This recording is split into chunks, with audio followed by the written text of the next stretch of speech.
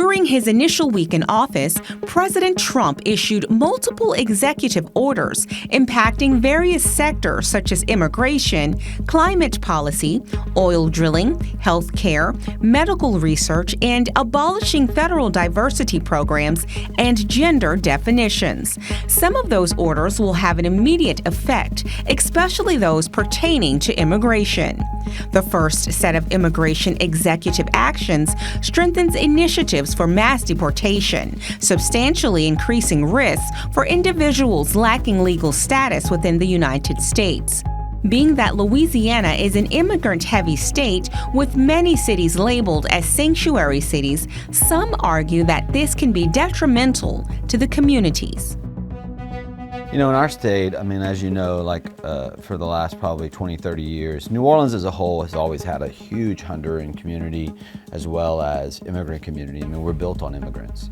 But throughout the state of Louisiana, especially post-Katrina, there's been a number of immigrants that moved into our community to help rebuild, you know, the city of New Orleans and the city of Baton Rouge, as well as Lake Charles.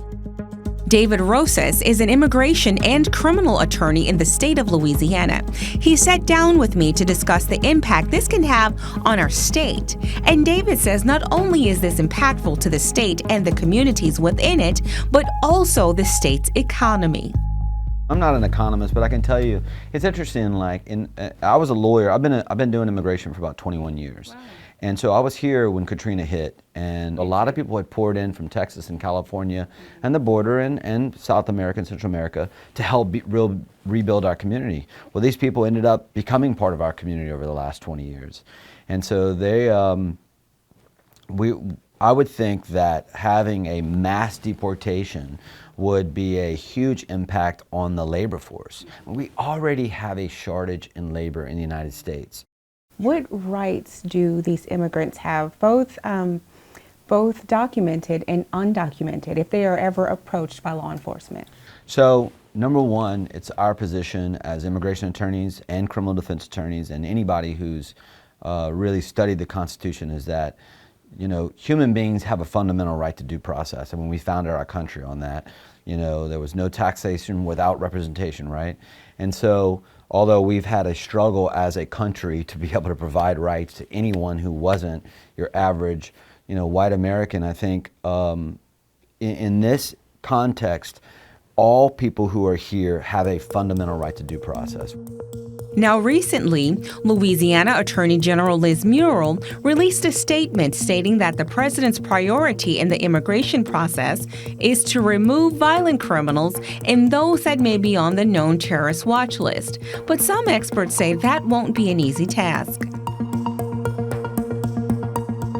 The president has made it very clear in his executive orders in that while the first priority for deportation will be people with criminal records either in their home countries or here. It's not limited to that. And literally anyone who is undocumented in the United States is subject to the enforcement and removal process. Because, I mean, that is the president's prerogative, is to set the priorities. And the priorities right now are clear. I mean, while they say, you know, we're going after the criminals, on paper it says everybody. Federal judges are already taking action, as one federal judge has moved to block parts of the order that redefines birthright citizenship, and 22 states have already filed 5 lawsuits. The first move has been made on the chessboard. There will be responses. The federal courts have already responded to some of those efforts. I asked Ken Mayo, an immigration attorney for the past 17 years in the state of Louisiana, who's experienced waves of immigration controversy dating back to the George W. Bush administration, what he hopes to see in the future. Donald Trump was elected by a clear majority of Americans who are not satisfied with our immigration system like it is. And I think there's many on the Democratic side who would agree that it's not working.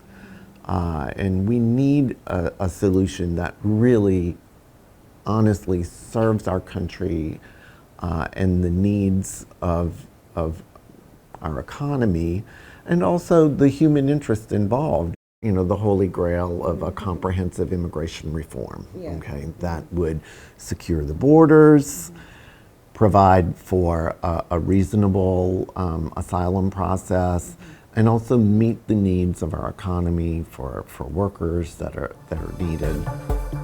In the meantime, President Trump intends to direct the Pentagon and the Department of Homeland Security to build a facility capable of housing as many as 30,000 migrants at Guantanamo Bay.